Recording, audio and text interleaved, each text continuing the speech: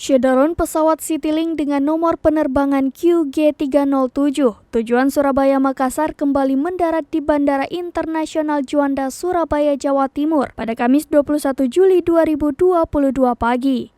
Pesawat tersebut kembali ke landasan karena pilot Kapten Boy Awalia mengalami darurat kesehatan saat terbang. Setelah dibawa ke rumah sakit, Kapten Boy dinyatakan meninggal dunia. Pihaknya mengucapkan bela sungkawa sedalam-dalamnya atas kepergian pilot Kapten Boy Awalia yang selama ini dikenal sangat baik dan memiliki dedikasi yang tinggi selama bertugas.